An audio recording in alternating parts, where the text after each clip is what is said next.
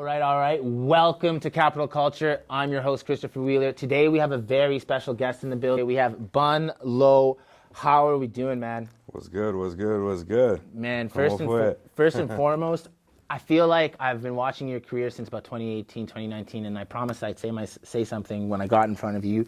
I just want to commend you for the professionalism you've brought from start to not even finish to where you are now, and it continues to rise. A lot of artists, they take time to try and figure out how to act and be professional, but I feel like the people you surrounded yourself from the beginning of your career was very smart. So shout out to those guys. I know one of them. Thank you. T.Cam's here as well. Thank you, brother. Thank you. So big shout outs to you. Now my first question to you is, we're speaking a little bit off camera and whatnot and how you got into things, but as of recent, going through COVID as an artist for the last 2 years, how's that been for you?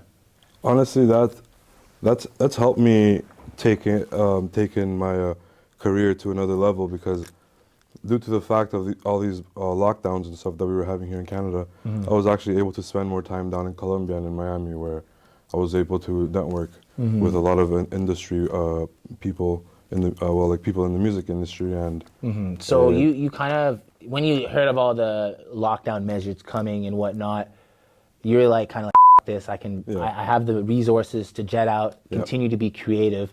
I have this farther scheduled down in the interview, but I'll ask you this now. As an artist, where do you feel the most creative? Colombia, Miami, or Toronto? I would have to say Colombia. Why would you say that? Because in Colombia, over there, I'm actually seen as the artist that I am. You know what I mean? I'm accepted, and I'm first seen as an artist. Over here, I'm still ordinary person when it comes to my artistic So you side. have a little bit more respect down there. Does that bother you when you're up here? You don't get as much homage? It doesn't bother me, because over here, regardless, I'm still always focused on my main goal. That doesn't stop me from where I know I'm headed. Over there, it's more like an ego boost. It's more of like an acknowledgement that, like, okay, I actually am this artist. So you'd say when your ego is feeling at its strength, which I guess makes a lot of sense, you make your best music down in Colombia. Absolutely. Now let's speak to more of your most recent releases. It was actually filmed in Colombia, if I'm correct, Valar. Yeah, it was. Directed by T.Cam. I could be wrong on that. Yeah, it was directed. He was part of the direction. He's a big part of Bunlo's image. Of the image that we've actually been putting out in the past 2-3 years. Okay. He takes care of the 99% of the visuals, and yeah, he wasn't physically there for that trip, but he was handling it all behind the scenes on the phone.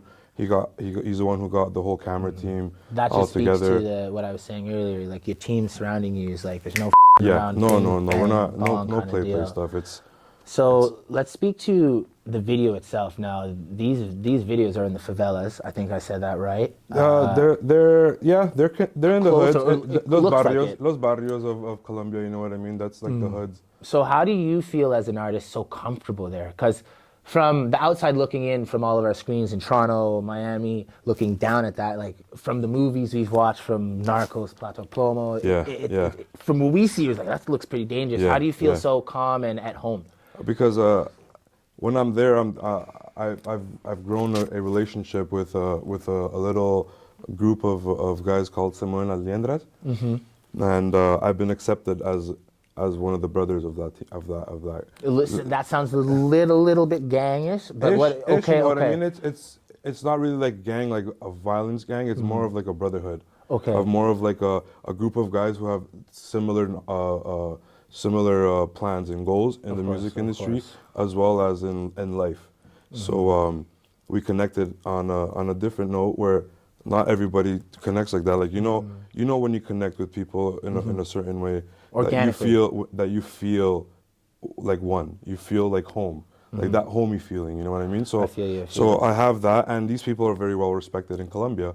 So regardless of where I'm moving, I'm always with them. So they already know that Bunlo is part of any situations ever arise? No, because we don't put out that type of energy. We put out like a very accepting energy. Like we want to work with each other. We don't want to work against nobody. You know what I mean? Like It's So- always like a unity thing. Like we're very united. So You know what I mean? Valar is about to hit. I think it's hit 1 million or it's over 1 million at this point. It's about to hit a mill. It's about to hit a About mill. to- Yeah. it's about to hit a there, million. But it's been out for 2 months, so. That you was know. your latest release going into 2022, correct? Correct. Yes. So in 2022, why should your fans and why should more audience care about Bunlo? Because Bunlo now is going to be taking it more to the big leagues, where I'm going to start working on bigger features now, where I can start tapping into those artists' crowds as well, not just my crowd now. You know what I mean? Like now I'm going to have a further reach to be able to get on these artists' platforms and let their fans know that Bunlo's also here. Do you know what I feel mean? like you classify your music as Latin trap? Yeah. Do you feel like you'll have more success in the Latin market or English market? Do you sit down More. with your team and talk about this? Yes, absolutely. And that was the first question that Tira, when me and him first started working together, he asked me. He's like, okay, you make both English and Spanish music. It's going to be harder to chase both markets. Which one are you more interested in working into? And I told him, I was like, I want to do Latin, because Latin for me, I'm more myself when I'm doing Latin. You know what I mean? And English, It's your mother tongue, if I'm not mistaken. my mother tongue is Spanish, but for me, growing up in Toronto, like I kind of distanced myself from that. Even though at home I was always speaking Spanish, but outside of home I was always around my friends who weren't Latinos. I didn't, like in Toronto, I wasn't really connected with the Latino community. Agreed. I was more with like the Europeans. You know what I mean? And that was like my rising here in Toronto a bit. I feel you. So when I started working with T-Dot, and he asked me that question, I seen that, like, okay. Did you take some time to respond? Like, No, I knew it right away. You're just like, I "No, knew no, it right no, away you do because that." that's when I felt like I can like master my sound, and then once I got my foot into the door with the Latin sound, Okay. I know I'll kill it with the English because that's my comfort. Yes. Like for me, English for me, like if you ask me go make a song right now, and I'll go drop you a bar for bar English song. You know what I mean? Because that's where I feel most comfortable. That's where like my music knowledge is at. But in the past 2-3 years that I've been doing Latin, then now my Latin acknowledgement of music has grown as well, and that's where I feel like I can be like most dominant. So we just spoke to what's going on in 2022, and you've been at this for, I'd say, about 4 or 5 years from when I've been looking at discography. Yeah. Now, an incident happened at 23 that we talked about off camera. I'll leave that up if you want to bring it up. But after that incident, you kind of had a realization that you're going to take music more seriously. Yeah. Can you elaborate on that for maybe your fans? Absolutely. So for me, I was always involved in the music from a very young age. I would always convert. I moved out from my house at 17 years old, and I had a basement apartment, 1-bedroom apartment, and I converted my walk-in closet into a little microphone booth setup for me where I would record my music. So I loved recording myself. I always just loved hearing myself on headphones. Like it was like when you hear a good song and you get goosebumps, you know what I mean? And I gave myself those goosebumps. So like that's how I knew I had something. I had the talent, but I was too caught up with the fast life. I was too caught up making quick money. You know what I mean? So like I got myself mixed up with the wrong crowds, and I hit rock bottom. I got in trouble with the law. So I was able to experience that downfall at an early age. At 23, I spent my birthday behind bars, and that for me opened my eyes. And till this day, I thank God for that opportunity, because now I was able to like actually put real life into and before my eyes. Now, do you think sitting down for that amount of time helped you reflect? What was day-to-day life like in there for you? If you don't want to go into detail, that's fine, absolutely. but, Every day in there was me waiting, just like waiting to see if I can get permission from the big dogs to use the phone. You know what I mean? Or like friggin' having to use the washroom like in an open field in front of like a bunch of men. Like that's a first privacy for me. robbed Like from you. yeah, privacy.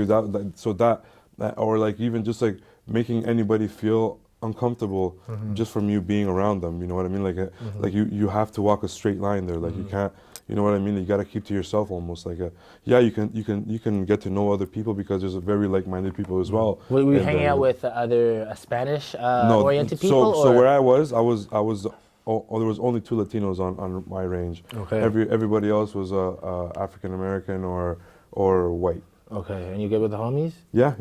Of course, that's good, how I sure, get down. sure. I grew up like I said, most of my friends were European and Got African you. American growing up. So, like my first friend is half Italian, half Jamaican. Now, what does it's a lot happening between 23 and now. Yeah.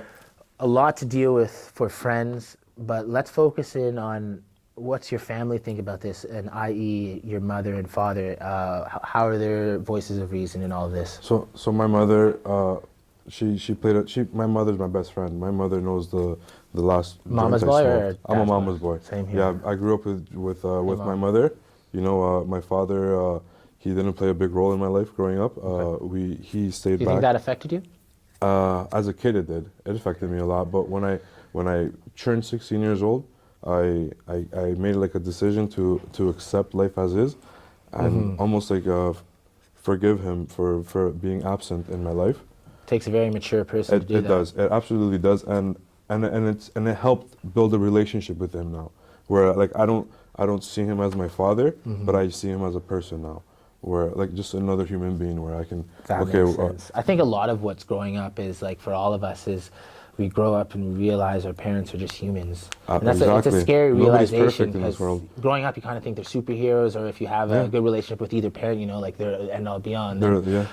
You get to a certain age and you're like, that's "Fuck, just mom. I'm not-" Yeah. You know what I okay, mean? That's just, yeah. And they just want the best for us at the end of the day. But whether for us it seemed like they're just being mean or you know like they're being aggressive, but no, at the end of the day our parents just want to see their kids good. I feel that. So now I want to try and focus in a little bit more on your music. Now you have a very relaxed and like heavy and smooth flow. Yeah. Who are some of your inspirations growing up in music? So growing up in music, my biggest inspirations was D Block. D Block, I was spinning them like nonstop. Jadakiss and South Speed, those were like my main two guys. Okay. Like I listened to a lot of New York rap. That was like my main inspiration in New music York growing rap. up. Yeah. Fair enough. You have a large discography of music. To this date, do you have a favorite body of work? I do. Let's talk about it. It's Los Files. Okay, so that's It's an EP that I dropped about started 2020. Okay. I think it's my last English project that I've dropped, Okay. and I have two songs on that I really like. To What are this day. the names? It's called My Perspective. Okay. And the second one would be Imported from France. I even like that name. Yeah, it's very underrated music. It's very underrated. Do you name your songs after or before recording? During. Yeah. Interesting. Yeah. Sometimes I'll name it after a word that I say in the song. Sometimes I'll even just name the song based off how I feel after it. So yeah, I guess sometimes I do name it after. Sometimes I do name them before too. Sometimes I'll even name them after the beat. Like the producer sends me the beat, and producers name their beats, you know, and I'll name the song after the beat name. Now, attribute-wise, you've talked a lot with how you and your team plan to attack the next year. But if I were to look at your manager right now and ask him what does Bunlo need to improve as an artist to take it to the next level, what is he gonna say? Is my marketing? Okay. Marketing and just getting our music out there. Getting the recognition from other fans. So is that strictly building my fan cash base. flow, like putting more money into the marketing side? Yeah, that's what we think is the next thing that I need to improve in my career. So where would you like to see yourself posted in the next 6 months? Like, cause I hear that and I hear exposure. So obviously you want to make it to bigger platforms, so Yes, exactly. more people want to hear your name. So do you have any platforms in mind that you have well, targeted? my Spotify has always been doing very good for me. I would like to grow on my YouTube. I would also like to grow on my iTunes and my Apple Music side. Where do you see the most bread coming for you so far in this It's game? been Spotify for me. So making sure to water that Spotify discography. That for me is always a thing. I would actually like to get more placements now.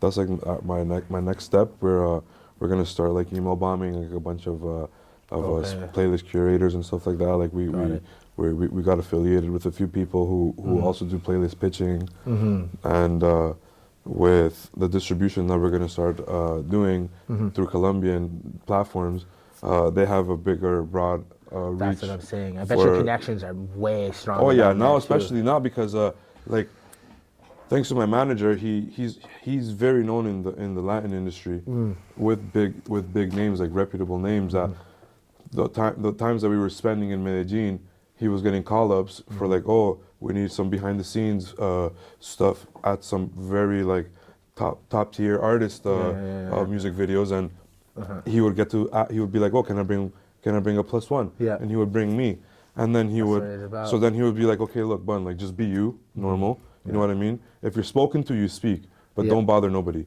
Just straightforward things. You know what I mean? Some clear directions. Don't worry. I like that. Don't. I'm like, and Tida, he knows. He doesn't need to worry about me. I can be hood, and I can also be very professional. You know what I mean? I'm very well spoken as well. So like, especially like in front of people that matter.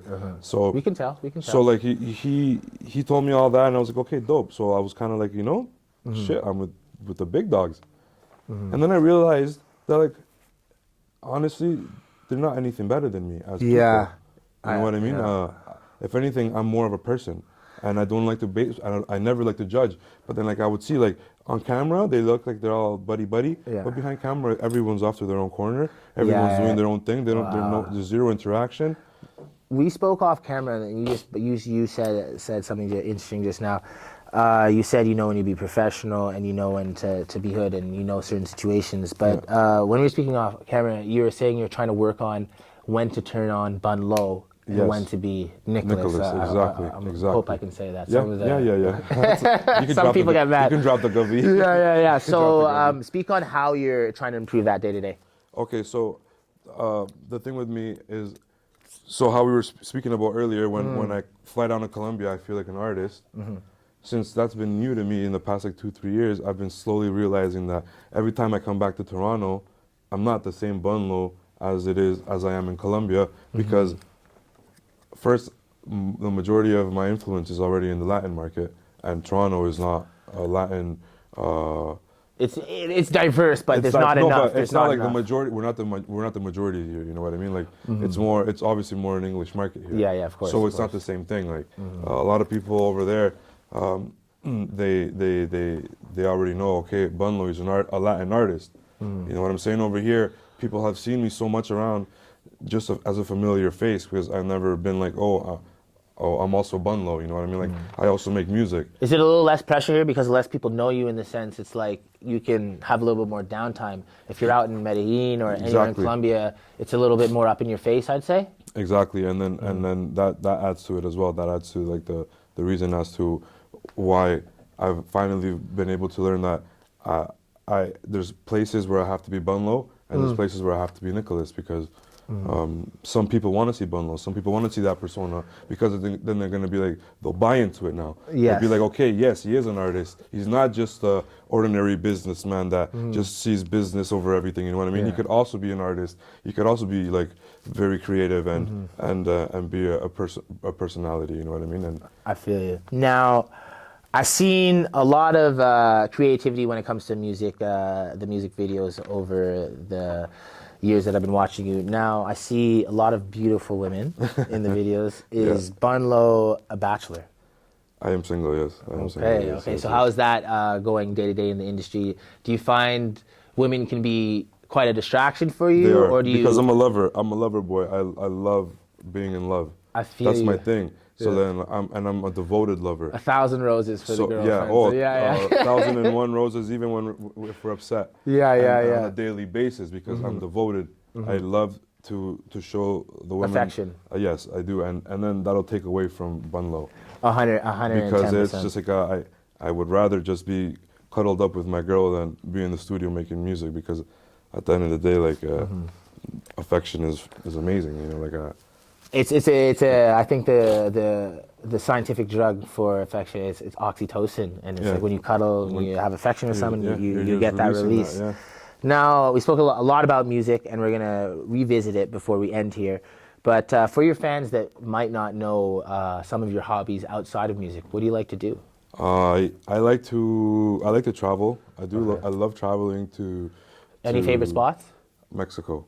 I love going to Mexico. What's so special down there? I can find on the beach. Yeah, yes, you can. I can ball up on the beach, no problem. You know, like there's a lot of places where I can't find. And if I'm not smoking a spliff daily, I'm a stress ball. I feel like everyone in I'm this like an room. old man. I'm like an old grumpy man, bro. I swear. I want to fight everybody. I want to just like you know. I feel you. Now going forward with 2022, I was speaking to your manager off camera, and he shoot me if I didn't bring it up. You have a single coming out with TVGucci. Yes. Explain how that came out. Yes. Okay, so we had a homie in between. Gino too, who lined that up. He reached out to us and said that he was really good friends with TVGucci and stuff, and like they've heard my music, and they were rocking with the sound, and they were interested in doing a project together. So I sent over an open verse. English. Correct. My part Spanish. Interesting. Okay. TVGucci obviously is English. Okay. But he threw in a little 1-2 Spanish thing in there. No way, so a little homage. You know, his little shout out. Okay. And he fell in love with the project. He's aside from. So he's on a project that you have coming out. Yes. We got it. locked down everything. Is it a single? It's a single. That'll be the single off the project. Yes. So he aside from falling in love with the song and stuff. He actually, we clicked also as just like people, you know what I mean? He was like, very humble guy as well. Very.